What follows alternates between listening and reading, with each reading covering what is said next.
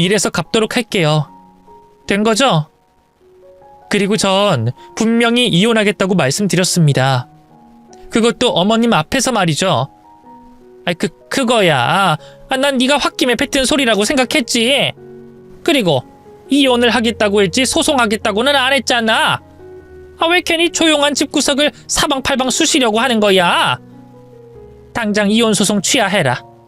네가 원하는 게 이혼이라면 합의 이혼으로 해줄 테니. 싫어요. 그 사람이 무슨 잘못을 저질러 이혼하게 됐는지 법원의 판단을 받고 싶어요. 어머님과 그이가 뭘 잘못했는지 모르시는 것 같아서 법원의 판단으로 대신 알려드리려고요. 이게 정말... 엄마 참으세요. 이러려고 오신 거 아니잖아요. 당신 말대로 내가 남편으로서 행동을 잘못해서 이혼하는 거 인정할 테니까 합의 이혼으로 조용히 끝내자. 망신당하는 거 나뿐만이 아니야. 당신도 그동안에 내가 했었던 행동들 알고도 아무렇지 않게 생활했다고 하면 사람들이 욕해. 그걸 지켜보고 있었냐고. 괜히 다른 사람들 입에 올라서 좋을 게 뭐가 있어. 조용히 합의하고 끝낼 수도 있는 거. 내가 잘못했다고 인정할 테니까 합의 이혼하자. 이제 와서? 왜? 여러 여자들과 문란하게 외도를 한 이유로 이혼 소송하게 됐다고 소문이라도 나면 문제가 되나 보지? 난 당신 태도 때문이라도 그렇게 안 되겠어. 이제 와서 억지로 잘못했다고 인정하는 당신 태도가 가짜라서 이혼 소송 취하 못 해주겠다고. 당신 정말... 인연이 정말... 그래. 미애야, 네 마음도 충분히 이해가 된다. 무슨 말인지 알겠어. 그런데 지금 중요한 건 현실적인 거 아니겠니? 이혼 소송해서 우리 집안 그리고 현준이가 망신당한다 치자. 그러면 너는 뭘 얻을 것 같은데? 뭐 양육비? 위자료나 재산분할? 양육비가 되면 얼마나 되겠고 너희가 결혼 생활을 얼마 하지도 않았는데 위자료나 재산분할은 얼마나 받겠니? 우리 망신 주고 겨우 그거 받으면 나중에 후회 안 할 것 같아? 네가 조용히 합의 이혼만 해준다면 너희 어머님 치료비 그리고 네가 앞으로 생활하는 데 있어 필요한 돈 챙겨주마. 거기다 지금 현준이가 잘못을 인정했잖니. 이거면 네 자존심도 세우고 합리적인 보상도 받는 것 같은데 내 제안이 앞으로 네 인생 사는데 더 나을 것 같지 않니? 아니요. 애초에 그런 것들 바라고 시작한 이혼 소송이 아닙니다. 이혼하고 어떻게든 먹고 살겠다고 다짐하고 내린 결정이라 그런 제안에 제 결정이 변하진 않아요. 그럼 나은이도 우리가 포기하마. 또 뭐가 있을까? 그래. 내가 무릎이라도 꿇고 사과하면 되겠니? 그러면 합의 이혼할 거야. 다른 제안보다 나은이에 대한 제안이 가장 저의 마음을 흔들었습니다. 이혼 소송을 하게 되면서 경제력이 한참 부족한 제가 나은이를 남편에게 빼앗기면 어쩌나 싶었거든요. 그래서 잠시 고민하던 저는 고개를 끄덕이게 됐죠. 그런데 시몬은 자신이 무릎을 꿇고 비는 것까지 제안에 포함이 된 줄 알았나 봐요. 굉장히 굴욕적이라는 표정을 지으며 무릎을 꿇고 저에게 용서를 구했죠. 미안하다. 내가 이제껏 시어머니로서 너에게 많은 잘못을 했다. 특히 내 아들이 한 행동에 대해서 사과하마. 미안하다. 짧은 사과를 하는 시모의 말 한마디 한마디에 악이 서려 있었습니다. 이빨을 꽉 깨물고 힘을 주며 말하고 있었죠. 분명 사과를 받고 있었는데 마치 협박을 당하는 느낌을 받을 정도였습니다. 어쨌거나 저는 남편과 합의 이혼을 하기로 했고 소송을 취하한 뒤 서로의 조건을 확인하고 합의 이혼으로 갈라서게 됐죠. 이후 남편과 이혼한 뒤 시댁에서 나오게 된 저는 딸아이와 함께 생활하게 됐어요. 남편과 조용히 이혼하는 조건으로 받은 돈 덕분에 보금자리로 자리를 잡게 된 근처에서 편의점과 작은 카페를 차릴 수 있었고 경제적으로는 큰 어려움 없이 지낼 수 있었죠. 그렇다고 해도 삶에 여유가 많았던 건 아닙니다. 아픈 엄마를 돌보면서 어린 딸까지 키워야 했으니 몸이 2개였으면 좋겠다고 생각한 적이 너무 많았죠. 그래도 행복했어요. 저 스스로 엄마를 돌보며 아이까지 키울 수 있는 여력이 됐으니까요. 시간이 흘러 딸이 자라면서 점점 더 여유가 생기기도 했고요. 전 남편과 이혼을 한 선택을 정말 잘한 선택이라고 생각하며 지내고 있던 도중 시모가 어쩐 일인지 저에게 찾아왔습니다. 이혼하고 시댁을 떠난 이후 이제까지 단 한 번도 연락 없던 시모였는데 말이죠. 3년 만에 나타난 갑작스러운 시모의 등장으로 인해 기분이 좋을 리가 없었습니다. 짧지만 결혼 생활 동안 직접 몸으로 겪으며 전 남편과 시모가 어떤 사람들인지 충분히 잘 알고 있었으니까요. 무시하고 싶었지만 왠지 내가 도망간다는 느낌이 들어 피하기가 싫었어요. 두 사람들에게 당당해야 하는 건 오히려 저였기 때문에 절 만나러 왔다는 시모를 마주하게 됐죠. 오랜만이다. 어째 내가 생각했던 것보다 더 얼굴이 좋구나? 난 예상하기로 네가 곧장 집으로 돌아와서 우리들 앞에서 설설 길 줄 알았는데. 그래, 지금 사는 그 삶은 만족스럽니? 제 삶의 만족도를 물어보시려고 찾아오신 건 아닐 텐데 찾아오신 이유 먼저 말씀하시죠. 어머님, 저 같은 사람 상대하실 만큼 여유로운 분 아니잖아요. 예, 그래도 한때는 우리 집안 사람이었는데 밖에 나가서 생활하더라도 교양은 좀 갖추고 살아라. 사람이 오랜만에 만났으면 근황도 묻고 그러는 거지. 어떻게 넌 우리 집에서 지내는 동안 배운 게 하나도 없니? 아닌가? 뭐 그 열등한 것들은 직접 눈으로 보고 배워도 머리에 씌워지지가 않는 건가? 그러니까 어떻게 하면 잘 사는지 좋은 선택인지 모르고 그러고 사는 거겠지. 그래, 내가 이해하마. 머리가 못 따라간다는데 내가 이해해줘야지. 뇌 용량 부족한 너에게 본론만 말하마. 현준이 결혼한다. 그것도 아주 좋은 여자와. 너랑은 비교조차 될 수 없는 아이지. 밑바닥 인생인 네가 우연이라도 우리 며느리들 아이와 스쳤을 일도 없었을 거야. 그만큼 너랑은 근본 자체가 다른 아이야. 집안이든 학벌이든 또 능력이든 니까 것과 비교가 될 수 없는 아이니까. 그래서 네가 내 아들 결혼식에 꼭 와줘야 해.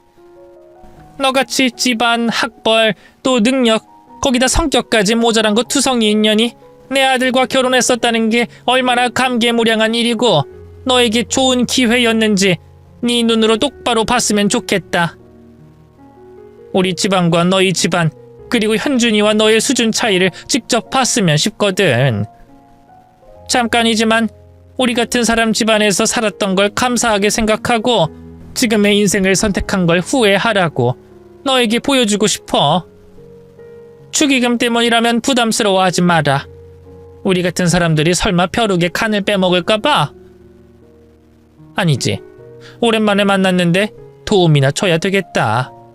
안 그래도 너 다 죽어가는 너희 엄마 보살필 돈 떨어져 가지 않니? 우리 집에 나갈 때도 푼돈 받아갔는데. 전 남편이 재혼하게 됐다며 청첩장을 내미는 시모는 저에게 수치심을 주려는 듯 보였어요. 왜 그러는지도 알 것 같았습니다. 과거 전 남편과 제가 이혼하게 됐을 때 저에게 미안하다는 말을 하며 굉장히 굴욕적이라는 표정을 짓고 있었는데 아마 그날 일을 원한으로 삼고 되갚아줘야 되겠다고 생각했었나 봐요. 자존심이 하늘을 찌르는 시모에게는 저에게 미안하다는 말을 하는 것조차 몇 년이 지나서도 복수를 해야 되는 일이었나 봅니다. 솔직히 어이가 없었어요. 미취학 아동을 상대하는 느낌을 받기까지 했죠. 이런 사람들과 인연이 더 길어져 봤자 저에게 득이 될 게 없다고 생각한 저는 적당히 대화를 마치고 시모와 헤어지려고 했는데 시모가 그 적당이라는 걸 모르는 겁니다. 계속 아픈 저희 엄마를 걸고 넘어지며 수준을 운운하고 있었으니 도저히 가만히 있지 못하겠더라고요. 방귀 낀 놈이 성낸다고 자신들이 먼저 이혼당할 만한 잘못을 저질러 놓고 겨우 머리 숙여 사과 한 번 했다고 복수하려는 모습이 가짱해 보였죠. 아직 정신을 못 차린 시모와 남편에게 본때를 보여줘야 되겠다고 생각했습니다. 우선 시모에게는 여유롭게 미소를 보이며 그 자리를 일어서게 됐죠. 저도 정말 궁금하네요. 그 인간이 어떤 사람과 결혼할지. 또 어머님께서 혹여 거짓말하시는 건 아닌가 확인도 하고 싶고요. 청첩장 잘 받았고 그날 뵙기로 하죠. 그리고 도움은 필요 없어요. 남편이 잘못해서 받은 푼돈으로 잘 꾸려가고 있거든요. 보시다시피 아주 잘 살고 있답니다. 제가 워낙 바쁘게 살고 있어서 이만 가보도록 할게요. 청첩장 감사해요. 자리를 일어선 저는 다음 날부터 남편과 결혼한다는 그 여자에 대해서 알아보게 됐습니다. 자세히 알아볼 수는 없었지만 대충 알아본 것만으로도 정말 대단한 여자라고 생각이 들 정도였어요. 변호사로 활동을 하고 있었는데 홈페이지에 나와 있는 양력을 보니 엘리트 코스만 밟아온 사람이더라고요. 거기다 이것저것 뒤져보며 확인을 하게 됐는데 여자의 집안 자체도 굉장히 뼈대 있는 집안처럼 보였습니다. 시모가 말했던 것처럼 저와는 비교가 될 수도 없을 만큼 대단한 여자였죠. 남편과 결혼한다는 그 여자에 대해서 알게 될수록 저 스스로 위축되기보단 의문점이 생겼습니다. 이렇게 대단한 엘리트 여성과 그 여성의 집안이 과연 남편의 과거를 알고도 결혼을 시키려고 할까 싶었죠.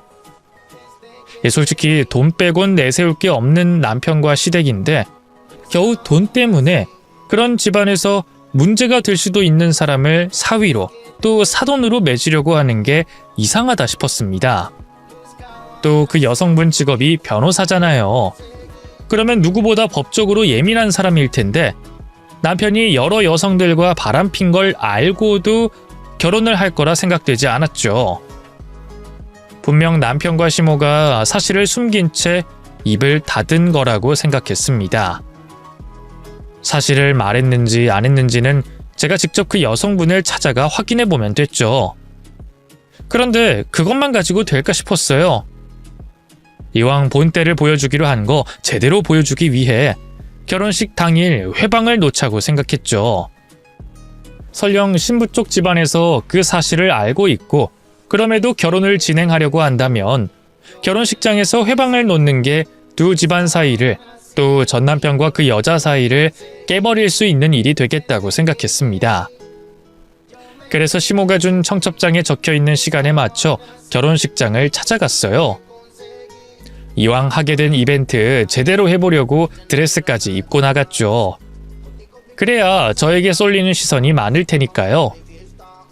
따뜻한 봄 날씨, 드레스가 보이지 않게 긴 코트까지 입고 기다렸던 저는 신부가 입장하는 때를 기다렸습니다. 그렇게 전 남편이 오늘의 결혼식 주인공으로서 당당히 먼저 식장 한가운데를 걸어 나왔죠. 이후 사회자가 신부 입장이 있겠다는 말에 맞춰 제가 식장 한가운데로 뛰어들어갔습니다. 예식장 직원들은 저의 갑작스러운 행동에 당황한 모습이었어요. 뛰어들어온 제가 드레스를 입고 있으니 신부인지 아닌지 헷갈려하면서 말이죠. 곧 있으면 저를 알아볼 사람들로 인해 끌려나가게 될 테니 그 전에 모든 사실을 말해야 했어요. 그래서 저는 식장 한가운데로 올라가자마자 그곳에 자리한 하객들이 다 들을 수 있게 목청껏 소리를 지르게 됐습니다. 안녕하세요. 여기 저를 아시는 분도 있겠고 모르시는 분도 있을 겁니다. 우선 저는 오늘 이 결혼식의 신랑인 김현중과 결혼했었던 사람입니다. 저 인간과 결혼하면서 입지도 못한 드레스를 오늘 여기서 입게 됐네요. 제가 올라온 이유는 다름 아니라 한때 제 남편이었던 저 인간과 그의 어머니라는 사람에 대해 할 말이 있어 이렇게 올라와 소란을 피우게 됐습니다. 신부 측 가족분들께서는 지금 속고 계신 거예요. 저 인간들이 어떤 사람들인지 아마 모르고 계실 거라고요. 김현준 저 인간이 어떤 짓을 제 소개가 너무 길었던 건지 예식장 직원들이 올라와 소리를 지르고 있는 저를 사방에서 포위하고 빠르게 제압을 했고 저는 그들에게 붙잡혀 식장 바깥으로 쫓겨날 상황에 놓이게 됐습니다.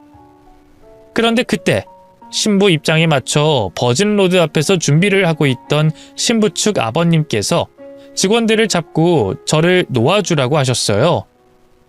그리고 저에게 앞으로 하는 말에 있어 책임질 수 있겠냐며 물어오셨죠. 잠깐만요. 그 손 놓읍시다. 내가 들어봐야 할 일인 것 같으니. 방금 우리 사위 될 사람에 대해 밝히겠다는 말 전부 사실입니까? 앞으로 나오는 말 스스로 책임질 수 있겠어요? 만약 내 사위 될 사람한테 억하심정이 있어서 내 아이 결혼식 망치는 거라면 내가 가만히 있지 않습니다. 이미 벌어진 일만 해도 그냥 넘어갈 수 없는 일이고요. 네, 책임질 수 있어요. 전부 제가 직접 겪고 당한 일입니다. 증거가 필요할 것 같아서 이렇게 휴대폰에 다 찍어왔어요. 제가 저 인간과 결혼을 한 사이고 아이도 있고 이혼까지 했다는 증거들이요. 신부님과 신부님 측 가족분들께서 이미 저 인간에 대해 알고 계시면서 넘어가시는 게 아니라면 지금 제가 하는 이야기 꼭 들으셔야 돼요. 그럼 말해보세요. 들어보고 판단해야 될 것 같으니. 그런데 내 딸이 저 위에 대기하고 있습니다. 지금 벌어지고 있는 상황상 밖으로 나올 수가 없으니 내 딸이 들을 수 있게 말해줬으면 좋겠네요. 다행이었습니다. 쫓겨나지 않고 남편과 시모의 정체를 밝힐 수 있었으니까요. 그런데 어느새 남편이 제 앞에 다가와 있었어요. 그리고 사실을 밝히려는 저를 막으려고 했죠. 장인어른, 이 여자 제 스토커입니다. 몇 년 전에 콩밥 먹게 만들어서 한동안 뜸했는데 제가 결혼한다고 하니까 다시 찾아온 것 같아요. 정신이 이상한 여자예요. 그러니 이 여자가 하는 말 헛소리로 치부하시면 됩니다. 당신 또 콩밥 먹고 싶어? 이 사람이 어디서 남의 결혼식에 찾아와서 행패야. 여기요, 이 여자 끌고 나가세요. 이런 미친 여자 하나 못 막아서 이게 뭡니까? 내가 이러려고 여기 예식장을 잡은 것 같아요? 내가 이 일에 대해서는 반드시 문제 삼을 겁니다. 우선 이 여자 처리나 똑바로 하세요. 앞으로 예식 진행하는 동안 얼씬도 못하게 하라고요. 이상한 여자? 나 여기 초대받고 온 사람이야. 그것도 당신 어머니가 초대해서 왔다고. 물어봐. 내가 누구 초대받고 찾아온 건지. 여기 내가 받은 청첩장도 있으니 잘 보라고. 저와 남편은 실랑이를 벌이게 됐고 직원들은 저희 두 사람의 실랑이로 인해 어떻게 해야 될지 몰라 했습니다. 결국 남편이 직접 저를 데리고 나가려고 했는데 그때 신부 측 아버님께서 남편을 말리고 저에게 모든 걸 말하라고 하셨죠. 신부 측 아버님 덕분에 저는 모든 사실을 그 자리에서 전하게 됐어요. 이 사람은 아버지 여의고 아픈 어머니 간병하고 있는 저에게 다가왔고 전 그런 이 사람이 진정한 사랑이라고 생각했습니다. 그러다 혼전 임신하게 돼서 결혼하게 됐어요. 시어머니 되는 저 사람이 저희 집 형편과 저의 존재가 창피하다면서 식은 올리지 않았지만요. 시댁에 들어가서 신혼생활하게 된 저는 그곳에서 생활하는 내내 시어머니 되는 사람에게 인격 모독과 괴롭힘을 당해야 됐습니다. 아픈 저희 엄마는 저 때문에 잘못도 없이 저 여자 입에 오르락 내리락 했고 일찍이 아버지 여의고 어머니 간병과 치료비를 책임지기 위해서 이어가지 못한 제 학업을 가지고 무시했습니다. 그래도 그런 시댁에서 버틸 수 있었던 건 남편과 제 소중한 딸 덕분이었죠. 그런데 그 남편마저 다른 여자를 만나고 있었어요. 그런데 여자를 만난다는 사실보다 남편의 입에서 되돌아온 대답이 더 황당했습니다. 자신들이 저의 아픈 어머니 치료비를 부담하고 있으니 여자를 몇 명이나 만나든 신경 쓰지 말라는 거였죠. 애초에 저와 결혼을 결심한 것도 저희 집에 금전적인 도움 주고 즐길 것 다 즐기겠다는 생각으로 했다고 자기 입으로 말했습니다. 그래서 그냥 모른 척하고 돈이나 받아가면서 살라고 했어요. 여자는 계속 만나겠다고 말하면서 말이죠. 그러고 만난 여자가 제가 알기로 여러 명입니다. 당연히 시어머니라는 저 여자에게 말을 했죠. 그런데 돌아오는 건 남편 입에서 나온 말과 똑같은 말들이었어요. 거기다 또 저희 아픈 어머니를 가지고 협박하고 조롱했죠. 그러다 이혼하게 됐습니다. 여러분들께서 저의 존재를 모르시는 건 제가 제 딸을 데리고 나오기 위해 또 아픈 어머니를 돌보기 위해 필요한 돈을 받기로 하고 조용히 합의 이혼을 했기 때문입니다. 그런데 며칠 전 저 시어머니였던 여자가 찾아와서 이 자리에 참석해달라고 하더라고요. 저보고 그 잠깐이라도 자신의 아들과 결혼 생활했던 게 얼마나 대단한 일인지 느끼라고 말이죠. 저와 비교할 수 없는 여자와 결혼한다고 말했습니다. 그런데 그 여성분은 과연 남편 될 사람이 어떤 사람인지 알고 있을까 싶어서 이렇게 찾아오게 됐어요. 또 이렇게 소동을 벌이게 됐고요. 제 말을 증명할 증거들 다 가지고 있습니다. 전 진실만을 말하고 있어요. 이미 남편과 시모는 고개를 숙인 채 고개를 절레절레 젓고 있었습니다. 사람들은 처음 알게 된 사실에 웅성거리고 있었죠. 신부 측 가족들은 남편에게 결혼은 없었던 이야기로 하자며 파혼을 말하고 예식장을 떠났고요. 그 자리에 있던 하객들 모두 제 얼굴과 남편의 얼굴을 한 번씩 번갈아가며 보곤 자리를 나섰습니다. 저도 이제 그 자리에 더 이상 있을 이유가 없어 떠나려고 했는데 남편이 절 붙잡곤 고소를 진행하겠다고 말하더군요. 돈 처받았으면 입 닫고 네 인생이나 살 것이지 왜 남의 인생에 끼어들어서 분탕질이야? 네 엄마 이제 살만하냐? 내가 가서 실수로라도 그 질긴 목숨 끊어줘? 이 거지 같은 게 정말 사람 미치게 만드네? 너 내가 고소할 거야. 우선 명예훼손은 기본으로 하고 우리나라에서 선임할 수 있는 제일 비싼 변호인들 선임해서 너한테 할 수 있는 고소랑 고소 다 할 거라고! 알았어? 네가 오늘 한 행동 후회하게 만들어줄게. 후회? 후회는 널 처음 만났을 때부터 하고 있어. 그리고 원망하려면 날 원망하지 말고 네 엄마나 원망해. 가만히 잘 살고 있는 사람 먼저 건든 사람이 누군데? 그러게 왜 사람을 속이면서까지 결혼하려고 그래? 캥기는 것도 많은 모자가. 결국 네가 저지른 잘못이 너한테 되돌아온 거야. 그러니까 네가 한 짓이나 반성하고 살아. 그리고 지금 나한테 신경 쓸 게 아니라 너네 엄마나 챙겨. 저기 보니까 네 엄마 망신 하도 당해서 그런지 쓰러지기 일보 직전이다. 뭐? 엄마! 그때는 고소든 뭐든 겁이 나지 않았어요. 또 남편에게 겁먹은 모습을 보여주기 싫었죠. 그래서 할 말은 하고 자리를 떠났습니다. 남편은 겨우 의자를 잡고 버티고 있는 시모를 챙기러 갔고요. 그날 이후 남편은 자신이 말한 것과 같이 명예훼손으로 저에게 고소를 해왔어요. 넉넉히 당할 수는 없을 것 같아서 변호사분과 상담을 하려고 알아보고 있었던 중이었는데 모르는 연락처로 저에게 전화가 왔습니다. 받아보니 남편과 결혼할 뻔했던 그 여성분이었어요. 전화를 준 여성분은 저에게 이전 일에 대해 고맙다는 말을 먼저 했습니다. 그리고 전 남편이 걸어온 고소건에 대해 알게 됐다며 제게 도움을 주고 싶다고 말했죠. 직접적으로 도움을 주기에는 서로 불편한 상황이 많을 것 같다며 자신이 아는 지인을 소개시켜 주겠다고 했어요. 소송에 필요한 비용은 전부 자신이 부담할 테니 최대한 자세히 과거 결혼 생활까지 그 지인분과 상담을 나누라고 했죠. 뭐 명예훼손은 어쩔 수 없겠지만 남편과 시모가 저지른 과거의 죄에 대해서는 합의 이혼 후에도 물을 수도 있을 것 같다고 했습니다. 증거들만 확실하다면 말이죠.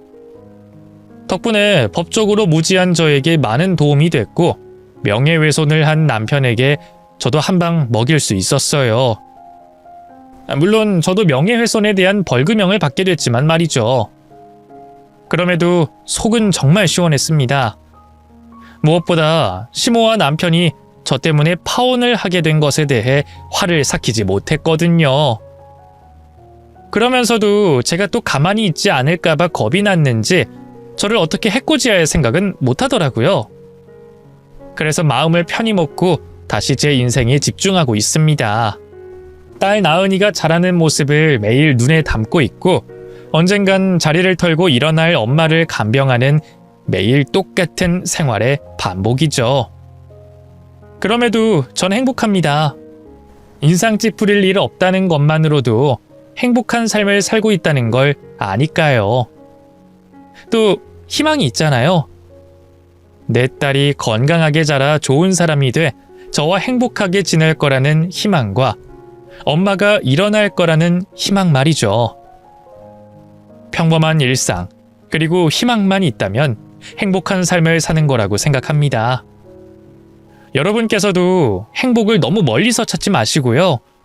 나를 괴롭히는 사람이 없다는 것만으로도 행복하다는 걸 느끼시길 바라겠습니다. 제 이야기를 끝까지 읽어주셔서 감사합니다.